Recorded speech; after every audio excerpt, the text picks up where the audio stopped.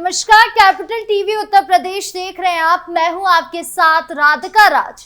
आज इस special story में बात होगी महाकुंभ की। महाकुंभ को लेकर सियासत थमने का नाम नहीं ले रही है। कभी मुसलमान की एंट्री को लेकर सियासत देखी जा रही है तो कभी महाकुंभ की जमीन को लेकर, और इसी कड़ी में एक बार फिर महाकुंभ को लेकर शंकराचार्य बयान दे रहे हैं, जिसने चंद्रशेखर आजाद की बोलती बंद कर दी है। तो क्या है पूरा मामला, बताएंगे आपको विस्तार से।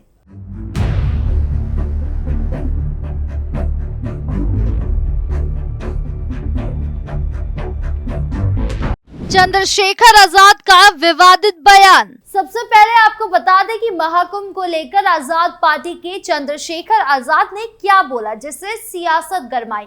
दरअसल संवाददाताओं से बात करते हुए सांसद चंद्रशेखर आजाद ने कहा, कुंभ मेले में वही लोग आएंगे जिन्होंने पाप किए हैं।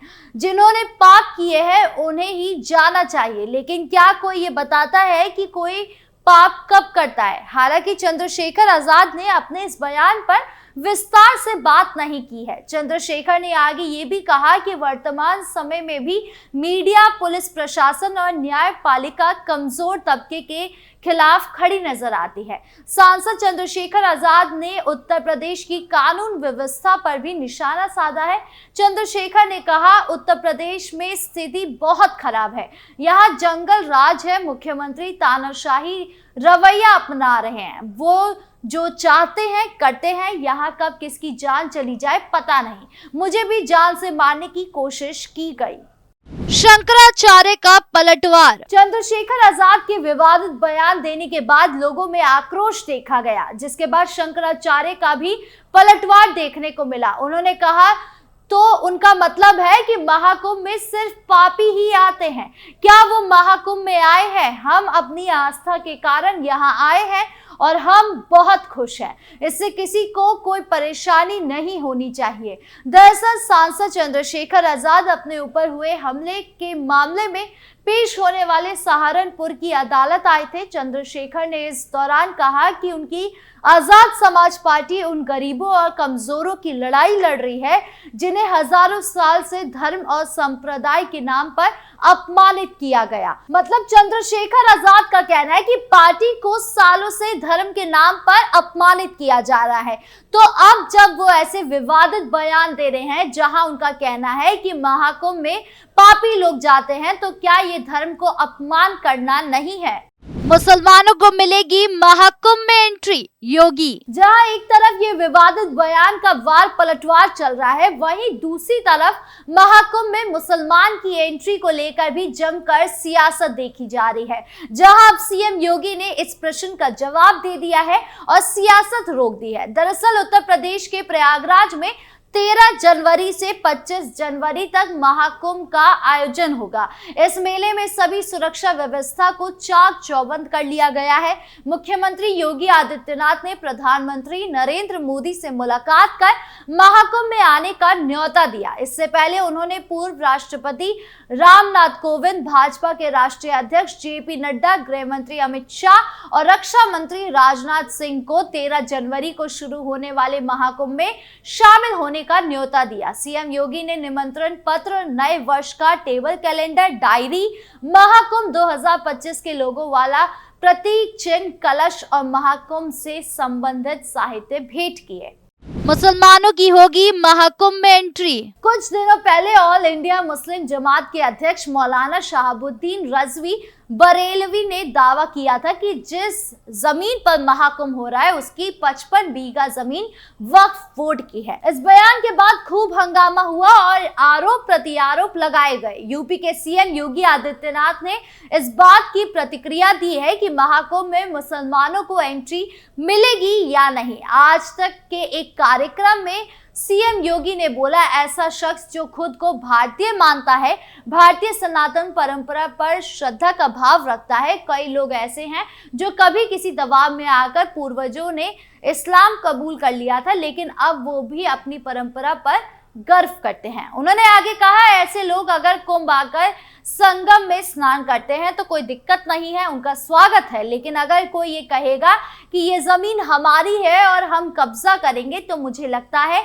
डेंटिंग पेंटिंग का सामना करना पड़ सकता है। सीएम योगी बोले, जो लोग भारतीयता और भारत की सनातन परंपरा के प्रति आदर और श्रद्धा रखते हैं उन्हें यहाँ आना चाहिए, लेकिन अगर कोई कुत्सित मानसिकता लेकर यहाँ आता है तो मुझे लगता है कि उनकी भावनाओं को भी पसंद नहीं किया जाएगा और उसके साथ अलग तरह का व्यवहार किया जा सकता है। इसीलिए ऐसे लोग ना आए तो अच्छा है, लेकिन श्रद्धा से आने वाले हर व्यक्ति को प्रयागराज आना चाहिए।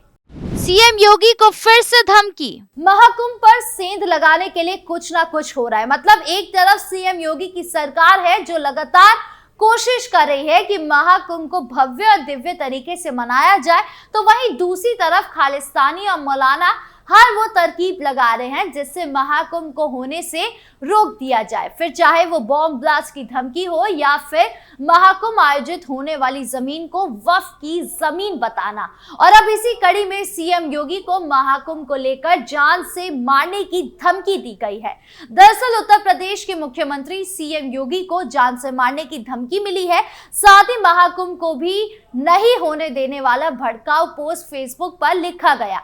यूपी पुलिस ने एक्शन लेते हुए एक आरोपी को गिरफ्तार कर लिया। युवक ने सोशल मीडिया साइट पर लिखा कि हिंदुओं, ये जो तुम्हारा महाकुंभ आ रहा है, हम मुसलमान चैलेंज करते हैं कि नहीं होने देंगे, चाहे कितने भी सिर कलम करने पड़ जाए। मुसलमानों जिहाद करो, ये 2025 राम मंदिर का आखिरी साल होगा। बरेली के विहिप नेता के शंखधार ने फेसबुक पर धमकी भरा पोस्ट देखा, जिसके बाद एडीजी बरेली और यूपी पुलिस को टैग कर आरोपी के खिलाफ कार्रवाई करने की मांग की गई थी।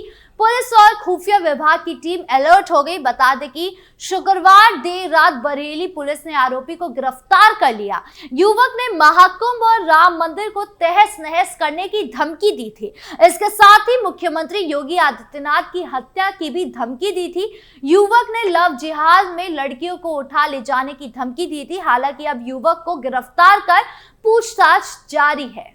सीएम ने दिया पीएम को महाकुंभ का निमंत्रण। उत्तर प्रदेश के मुख्यमंत्री योगी आदित्यनाथ ने शुक्रवार शाम प्रधानमंत्री नरेंद्र मोदी से मुलाकात की। इस दौरान दोनों नेताओं के बीच महाकुंभ मेले की तैयारी पर चर्चा हुई। इस आध्यात्मिक आयोजन के लिए सीएम योगी ने पीएम मोदी को आमंत्रित किया, तो वहीं प्रधानमंत्री कार्यालय ने सोशल मीडिया प्लेटफॉर्म एक्स पर जानकारी साझा करते हुए लिखा, उत्तर प्रदेश के मुख्यमंत्री योगी आदित्यनाथ ने पीएम नरेंद्र मोदी से मुलाकात की।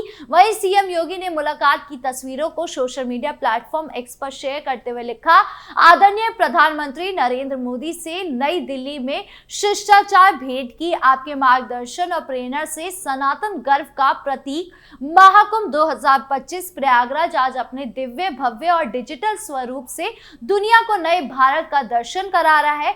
अपना बहुमूल्य समय प्रदान करने हेतु प्रधानमंत्री हार्दिक आभार। वही मुख्यमंत्री योगी आदित्यनाथ ने प्रयागराज में स्वरूप यानी नेहरू चिकित्सालय में नदी सेवा संस्थान द्वारा संचालित मां की रसोई का उद्घाटन किया। सीएम योगी ने आर्थिक रूप से कमजोर लोगों के लिए संस्थान की ओर से शुरू की गई इस सेवा पर प्रसन्नता जाहिर की और खाने की गुणवत्ता, स्वच्छता के साथ ही सुविधाएं का भी सराहना किया।